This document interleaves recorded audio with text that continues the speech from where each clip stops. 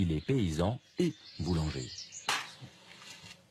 Lui porte un tout autre regard sur la question du gluten.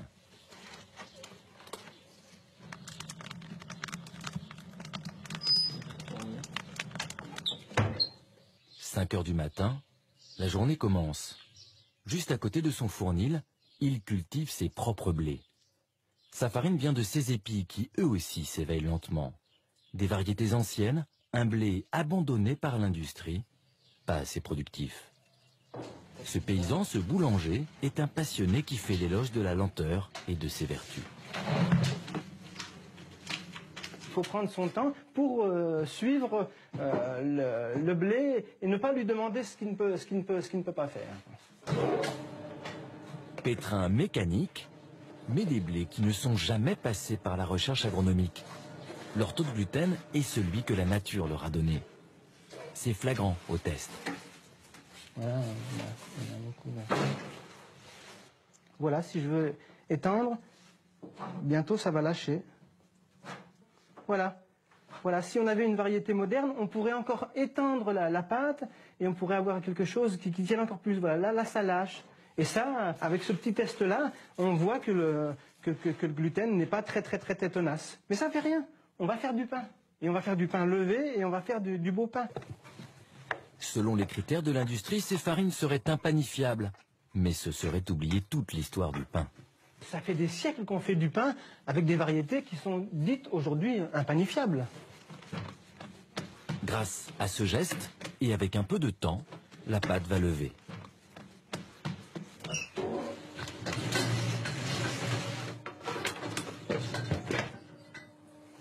Ah, magnifique.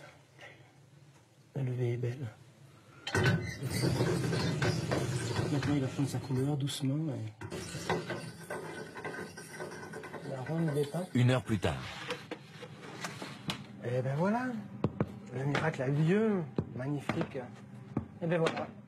Il paraît que ces variétés sont impanifiables. On ne va pas faire de pain avec ça. Ah ben voilà. Et voilà. Moi, je trouve que c'est parfait.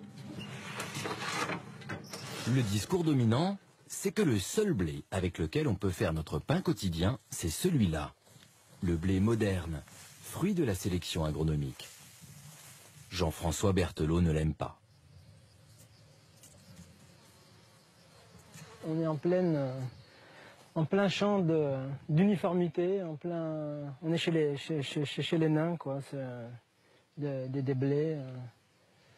C'est vraiment, pour moi, c'est douloureux de voir ça, quoi. J'ai du mal à trouver les mots parce que je veux être respectueux par rapport aux paysans qui cultivent ça, parce qu'ils n'ont jamais fait de pain, ils savent pas ce que c'est que le pain. On leur demande de faire ça, quoi. Mais franchement, c'est la désolation, quoi. Il n'y a aucune couleur, il n'y a aucune brillance, il n'y a rien. Il y a voilà une espèce de paillasson. Et voilà, c'est tout gris, tout terne et tout uniforme, quoi. On parlait toujours de ces belles pailles dorées, mais où est le doré dans cette végétation? Où est la... C'est désolant, quoi. Le doré, le voilà. Les 40 petits hectares de Jean-François Berthelot. À comparer aux 5 millions de l'agro-industrie. Il travaille en biologique, sans engrais, mais surtout, il mélange les variétés. On trouve des blés barbus rouges, des blés pas barbus blancs, des blés plus roux barbus, des blés roses pas barbus, clairs blancs. Voilà une diversité de couleurs. Là, on peut parler des blés d'or, quoi. Et quand on voit cette brillance et cette couleur, on peut déjà imaginer la brillance et la couleur du pain. Et ces blés anciens, il les a exhumés des frigos de l'INRA. Oubliés, ils y sommeilleient depuis le début du siècle dernier. Nous les avons ressortis et nous les refaisons vivre, mais la difficulté, c'est qu'effectivement, on ne peut pas commercialiser ces graines-là comme semences. On a le droit de se échanger, on s'échange entre paysans, mais on ne peut pas en faire une activité commerciale de semences, alors qu'il y a des agriculteurs qui devraient pouvoir faire des champs de blé comme ça, pour pouvoir vendre ces semences-là comme blé, parce que c'est ça qui fait le bon pain. Et il faut que la législation, la réglementation, elle évolue, quoi. Car en France, la loi impose des semences compatibles avec les critères de l'industrie. Stables, homogènes, pas vraiment la loi de la nature. Pour Jean-François Berthelot, l'émergence d'une intolérance au gluten dans tout le monde occidental est un signal.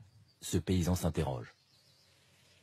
On produit du blé parce qu'on pense qu'il nourrit bien, on pense qu'il va faire un bon pain. Mais si on s'aperçoit que de plus en plus de gens ne le digèrent pas bien ou se portent mieux sans le manger, c'est donc que nous sommes dans l'erreur, qu'il faut chercher au moins ailleurs, explorer autre chose, quoi. Et ces variétés-là sont un véritable espoir, parce que moi je suis toujours persuadé que le blé n'est pas mauvais en soi, ni le gluten n'est pas mauvais en soi. C'est seulement les blés d'aujourd'hui et le gluten et la présence d'un certain gluten dans les blés d'aujourd'hui qui fait que finalement c'est pas très très bon pour le corps humain, quoi. Mais je pense encore que ce blé-là est très bon pour l'humain et que ce soit le retour d'un autre pain.